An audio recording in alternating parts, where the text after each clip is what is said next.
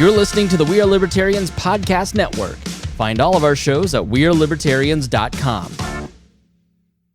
I see you looking at me. Can I have your attention, please? Yes, hi, Wanda Sykes here. You ever think about all the nicknames we have for breasts? Boobs, tatas, the girls, chesticles, bubbies. Heck, you might even have your own nickname for them. And yet, even though they get so much attention, they're still so ignored when it matters most. What's up with that? Well, on February 9th, tune in to see why I'm talking so much about breasts and visit yourattentionplease.com to learn more. You found your person. Now let the Knot help you with everything else. The Knot connects you to the wedding inspo, vendors, venues, and planning tools you need to make your day totally you. Having helped plan 25 million weddings, we've got your back when it comes to every little detail like RSVPs, budgets, and more. Because your wedding comes to life with the connections that matter the most. Get started at theknot.com/audio. The Knot. Let's plan your wedding together. I really hope you don't have a golden calf, because if you do, it's probably the Department of Defense, and I am going to go at it hard today. Hi, my name is Hodey Johns, and you're listening to the We Are Libertarians Daily Podcast, and this week I have the Department of Defense in my sights.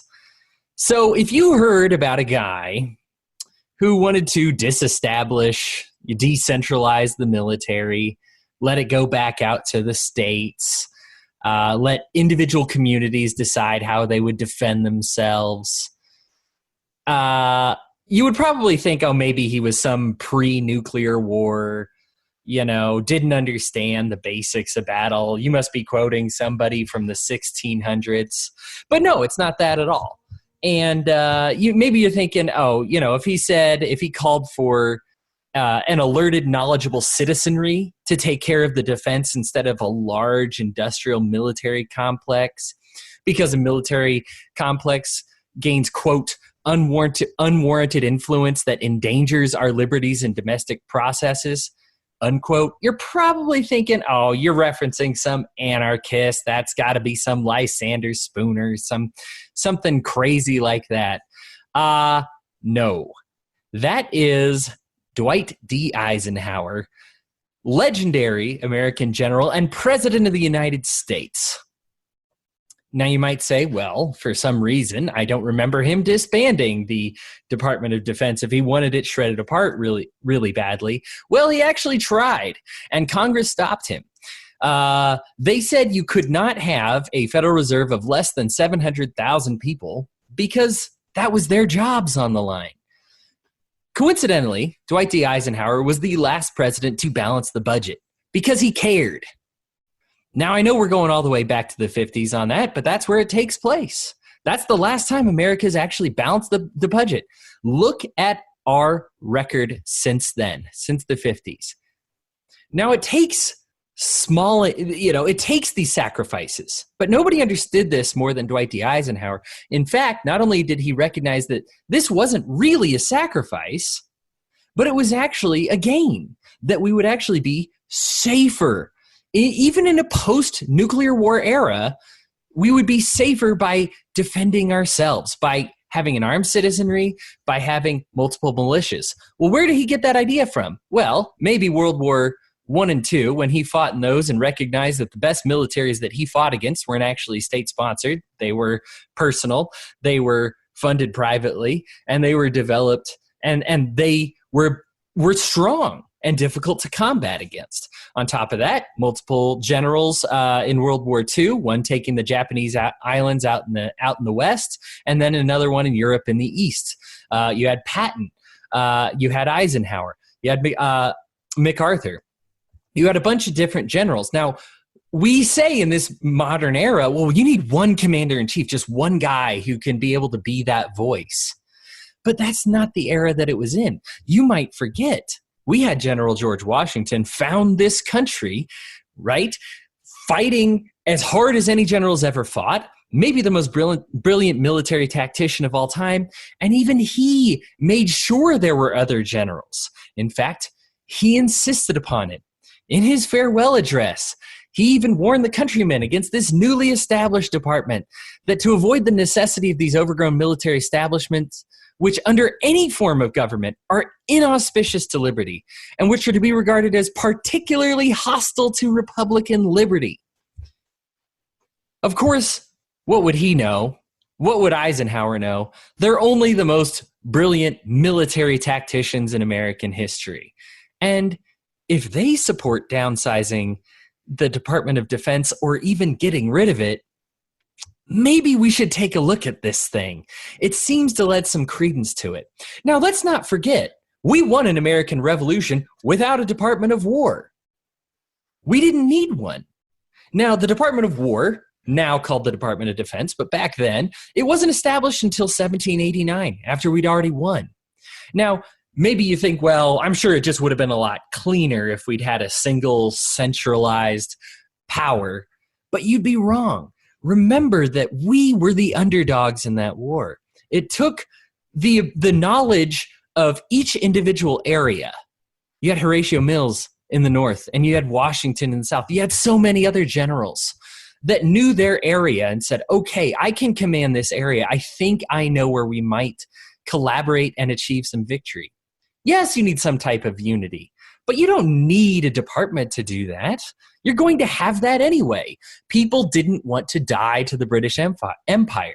They understood after they invaded Concord and Lexington that New York, Virginia, these things were next. And so you didn't need to tell these generals, hey, generals, let's make sure we get all on the same page here. That's unnecessary. It wasn't necessary. We didn't have that political mechanism in place to make them agree and make them collaborate. Simply, they did. Why? Because of self-preservation. And really, when we talk about the Department of Defense, defense is really that self-preservation we're talking about.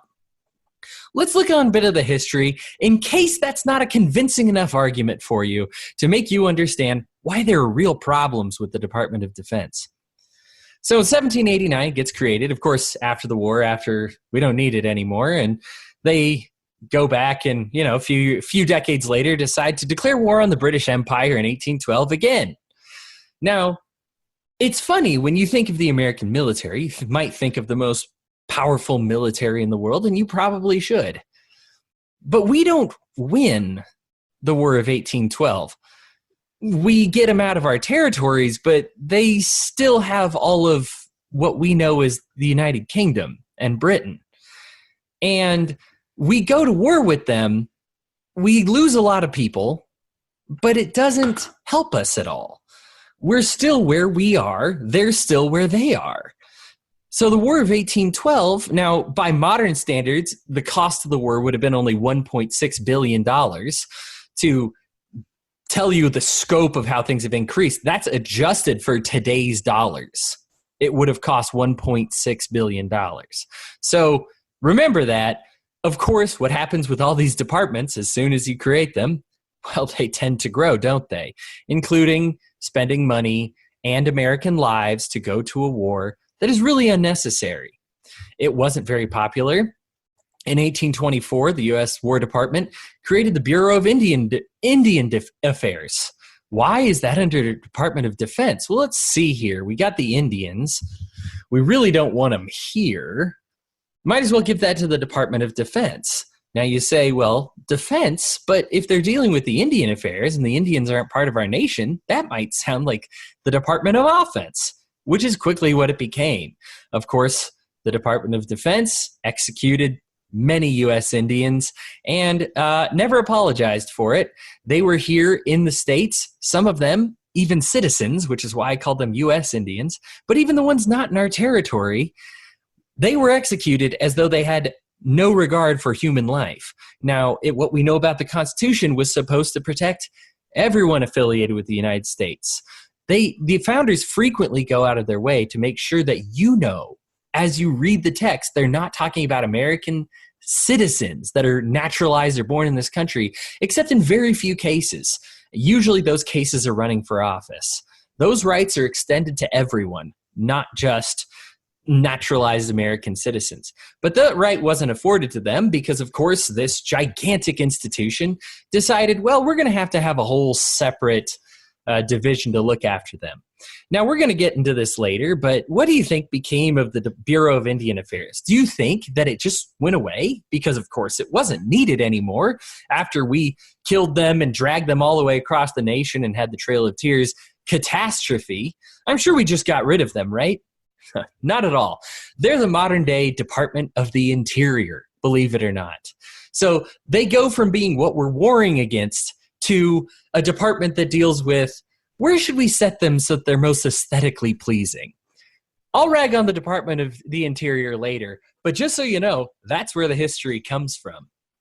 Of course, we had the Civil War, completely set up by our Department of War, this Department of Defense, which has fingers in all these states and so a whole bunch of pies and says, well, you know what would really help get people buying our guns and, is if we go to war with each other. Now, this may surprise you. The Civil War started in 1861, but it was not actually a declared war until a few weeks later. In fact, Congress didn't clarify that this war was trying to restore the Union until months after it had begun. So what started that war? Well, it might not surprise you. The Department of Defense decided that Fort Sumner was just a little too heavily fortified and getting a little too dangerous. So instead of, rationing it out and trying to make a treaty, they send several military troops in to deal with them. Without the consent of Congress, without even the consent of the president. Just having that standing army there available at your disposal, might as well use them. So they sent them into Fort Sumner. Lincoln, of course, suspends habeas corpus. Nobody's allowed a fair trial. That's, of course, something that the Department of Defense has to do. If they're going to do their jobs effectively, you can't have your human rights. Of course, then they passed the Revenue Act of 1861, and this is where everything becomes an economic issue. And it never stops being an economic issue. In 1861, we get the first income tax of all time. The income tax, as you know, never goes away. It starts out small, but in order to fund this war, of course you need a little bit of taxation. It's not enough that they taxed all of the imports. Up until that point, America had persisted to exist entirely based on tariffs, on collecting imports, taking a little cut of our exports, but it wasn't something that the common man had to deal with. Then all of a sudden you make it about personal income. That's the beginning of double taxation, and we have the Department of Defense to thank for that. We have the Militia Act. The Militia Act shifts the control of the National Guard from the states, which, surprise, surprise, it belonged to the states for a long time. It was not this big, sprawling federal organization you knew about. That didn't start until 1903, where they said, okay, you know what, maybe we should start to give these to the federal departments instead of having the states be able to defend themselves. Now, this is a problem. You wonder why states' rights have gone downhill since then. Well, if your ability to defend yourself has shifted from your state control into your federal control, what happens to the power of your state? Well, of course it goes downhill. So because you rely on them for defense now. So then the Department of Defense decides, hey, I don't like the way you're doing this, that, or the other. What are you going to do? If you don't comply, if you're not willing to play ball, you're going to lose that ability to defend yourself. We have a couple of world wars. Now, while we're on the subject of losing wars, well, it's easy to say we were on the winning side in those wars, Hodey. In World War I, we won what? In World War II, we won, we won. We put our soldiers along with the side who won, but what did we achieve? Of course, this matters. In the late 1910s, we had John Maynard Keynes, Keynesian economics. Why are we discussing economics when we're supposed to be talking about the Department of Defense? Because it's important. Keynes railed against ending the war, World War I. He said this is going to lead to a recession. He was actually right about that. Why? Because if you end the World War, if you retreat too early, then we're not spending money on it. Those people are going to not have a job anymore. And that's a problem. We have the perpetual war state because of the economic system that he designed. Eventually, we adjust the whole economic system based on the advice of Keynes. We get that Keynesian economic system. We adjust our national income identity equation. Instead of saying, well, you're producing something of value, so therefore your currency is worth more, we change our economic equation to say, well, you're spending money, and so it must be for something good. GDP is equal to the sum of all of our spending. So we get the broken window economics. If you're spending money on it, it must be great. That's good news. You've got jobs. But if that job is cleaning up a problem that doesn't need to be a problem, then really it's just a bunch of papers telling us that our money is worth something. It's just a bunch of empty promises. Empty congresses telling us your money is worth something. This is really worth something. We've really done something. This continues all the way today, where we have the famous boneyard in the United States. We immediately send the majority of our planes that we build for, and we're talking military fighters. We send them to the boneyard to never be flown.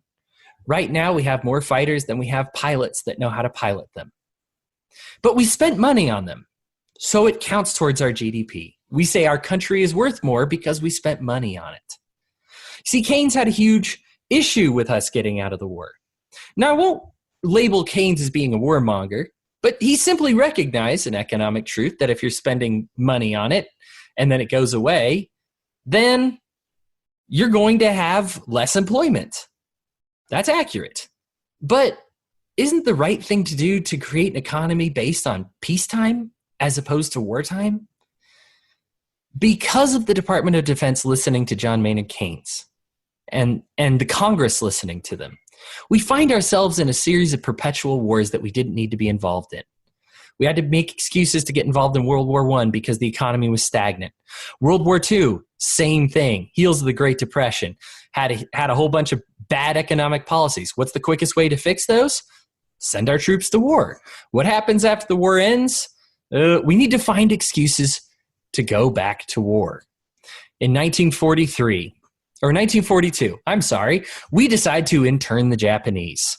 110,000 people of Japanese descent. 2/3 of the internees were actually American citizens. None of them, not a single one of them, was ever charged with one crime. This was paranoia at its finest, is what we tell ourselves. But really, it was just economics at its worst. Because we said we had to spend money on something. You know what's a project we can do? Interning the Japanese. They seized what we thought was just paranoia, but they used that paranoia as an excuse to get involved in a military conflict with citizens, with our own people, with arresting them. Now you can say, hey, I don't think that was an armed conflict, but let me tell you this, they weren't dragged out of their homes by people who were unarmed. And it was the Department of Defense, of course, that carried out these orders. In 1943, the world's largest office building, the Pentagon, is completed after numerous construction problems.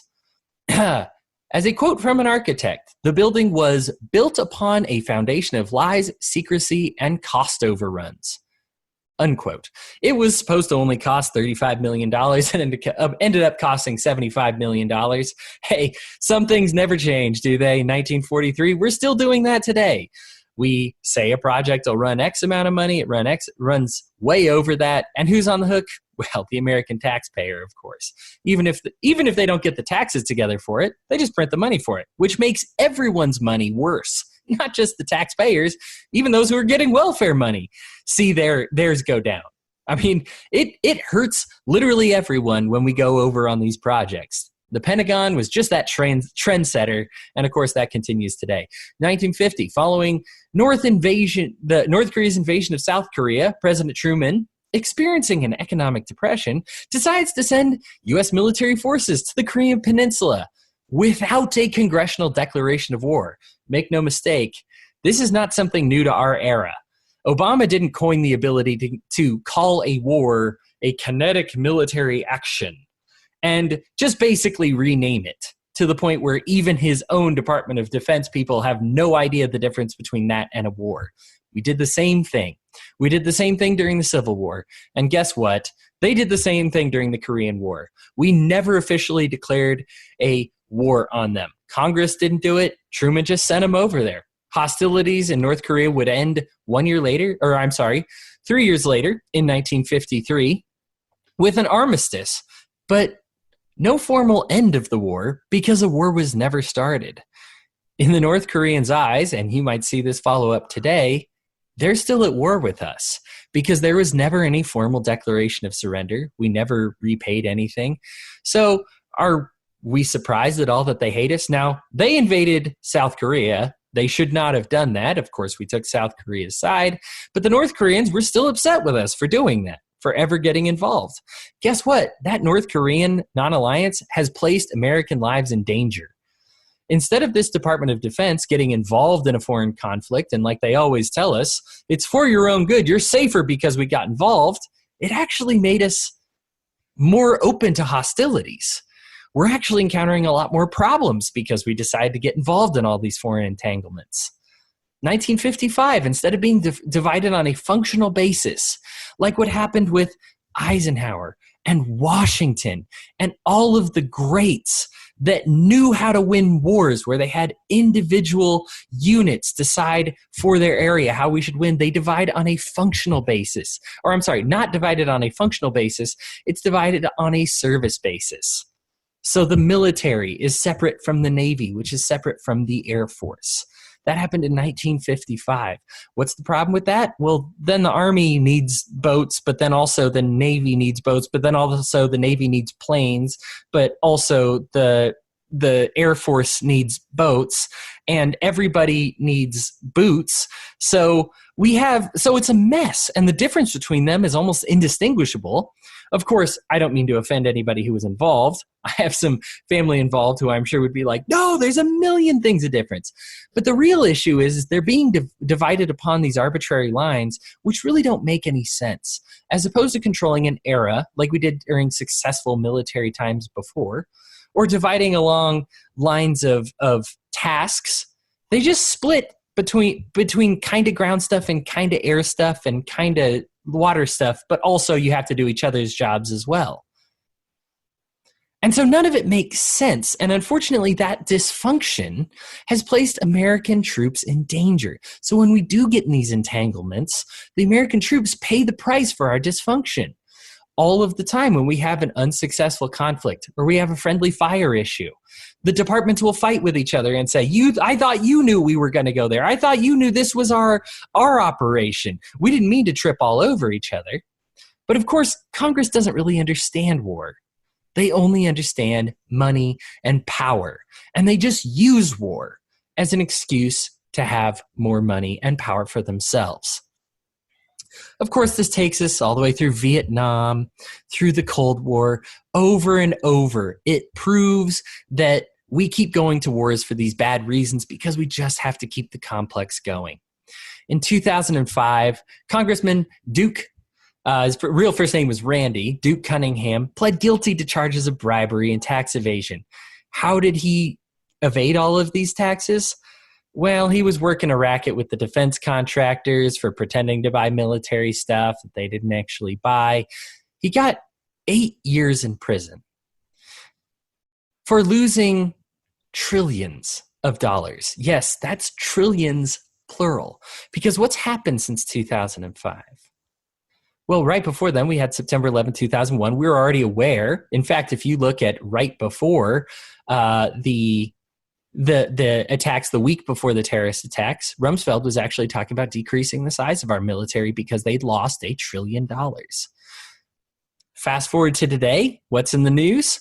Oh, the Department of Defense can't seem to locate a few $1 trillion because I don't know. We just can't seem to find it. We spent it because we had to spend it because we had to justify our spending, but we forgot to fill out the lines on what we spent it on. Most of the time, they at least go to war to make an excuse for spending the money. They aren't even doing that anymore. They're just misplacing it now. The Department of Defense is dangerous. They are getting people killed and they are making you less safe. So it's time to let go of this idea that the Department of Defense is the one sacred calf, the one thing that we shouldn't touch in government. If you don't think we need to abolish it, we definitely need to downsize it, and we definitely need to make it transparent. If our greatest military minds thought that the American people deserved to be armed, deserved to have a say in their militaries, deserved to have it be transparent, maybe we should listen to them. Because isn't defense the point of this whole thing? Again, Congress overrode Eisenhower when he said, we don't need this many troops. They said, that's too many people to have unemployed. I'm sorry. So instead of putting them into the private sector, or instead of giving them to the states or the counties or to private firms to be bodyguards to make even more money and have access to actual good medical care, we're going to force them to work for these really low wages for really crappy medical care. It's for the sake of our military that I say we need to get rid of it. I don't have an anger towards the military. I think that we need to have a serious look at what they're doing in the world. And I would encourage anyone I know in the military to resign and to leave until we start doing moral things around the world. But I understand that they joined because they have a passion for defense. They have a passion for America. That's something that I want to kindle and not destroy. But the best way they can do that in this era is outside of that department. We need to eliminate the Department of Defense for the sake of defense. Thank you so much for tuning into this episode. Until then, keep fueling the fires of liberty.